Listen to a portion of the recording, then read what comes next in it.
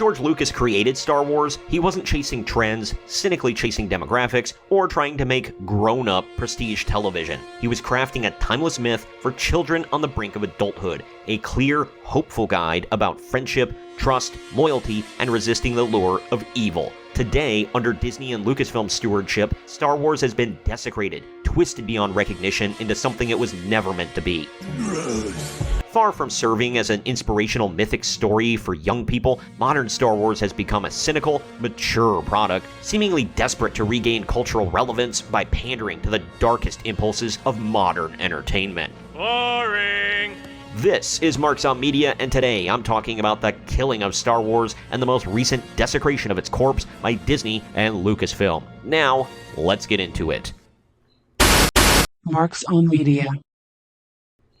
As George Lucas himself said, Star Wars was designed for 12-year-olds. Quote, "You're about to enter the real world. You're moving away from your parents. You're probably scared. You don't know what's going to happen. Here's what you should pay attention to: friendship, honesty, trust, doing the right thing, living on the light side, avoiding the dark side," end quote. This simple, earnest mission is precisely what gave the original films their staying power. Star Wars worked not because it was gritty or complex, but because it treated mythic virtues seriously. It offered bright, straightforward moral lessons that didn't condescend to children, but uplifted them. Yet, in the modern era, Disney and Lucasfilm have entirely missed the point. The clearest evidence is not just the collapse in viewership and fan engagement, but the radical tonal shifts in their new content. This is the worst!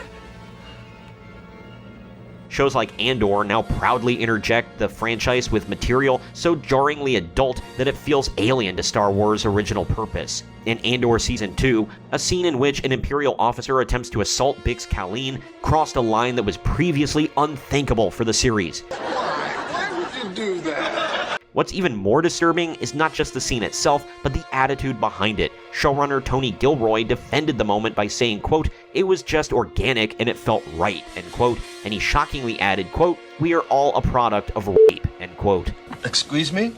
A baking powder? First of all, 100% no, we are not. Second of all, this is not the mythic storytelling George Lucas envisioned. It's an ugly intrusion of real-world horrors into a world that was never meant to reflect that kind of depravity. Worse, Disney didn't push back at all. Gilroy openly admitted, quote, "No one ever said anything about it, ever," end quote. The silence from Disney leadership says more than any press release ever could. They have completely abandoned Star Wars founding principles. Guess who just got murdered?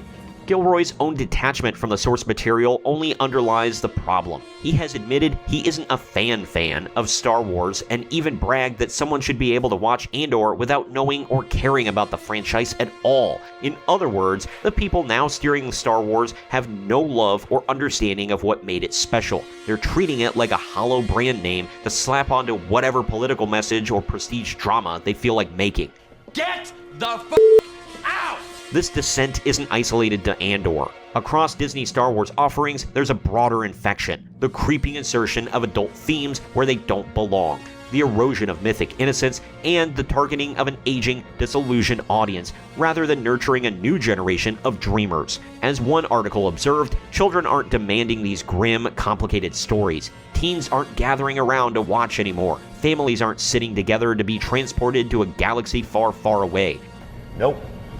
Instead, Disney is marketing to a fragmented remnant, mostly bitter adults desperate for Star Wars to grow up with them, even if it means betraying everything it once stood for. The tragedy isn't just that a beloved story is mishandled, it's that Hollywood seems to have forgotten what children, and by extension, culture itself, actually need. Star Wars wasn't meant to drag kids into the darkness. It was meant to give them a light to guide their way through it. It abandoned that mission. Disney hasn't just ruined Star Wars, they've participated in a broader cultural decay that treats innocence with contempt and regards timeless virtues as naive or passé. The modern Western world as a whole pretty much does that, but that's a different discussion for a different day. I think it has something to do with self-hate, so they have to pass it on to the next generation and make them hate themselves as well, to make them feel better about themselves for being terrible, awful, twisted creatures. We hate them. But now, facing declining interest and mounting fan backlash, Disney is flailing. They greenlight random projects, chase fleeting trends, and hype increasingly desperate gimmicks, hoping something will reignite the magic. But the magic is gone because the soul is gone. Star Wars stopped being Star Wars the moment it stopped being for kids and started being for cynical, exhausted adults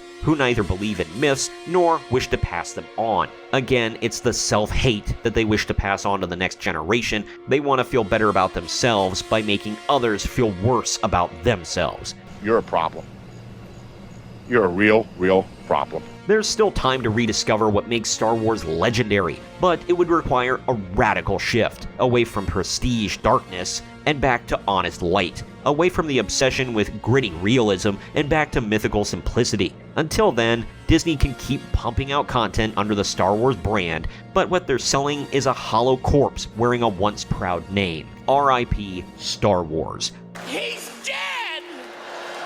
Comment with your thoughts on all of this. Do you agree with my takes? Why or why not? Do you think Star Wars is still alive and well? And if not, do you believe Star Wars can be revived? Also, have you been watching Season 2 of Andor and do you enjoy it? Let me know down in the comments section. As always, the links to articles I referenced can be found in the video description. Also, please share this video around to everyone you know, and don't forget to like the video, subscribe to the channel, and click the little bell to be notified every time I post brand new content. This is Marks on Media, and I'll see you next time.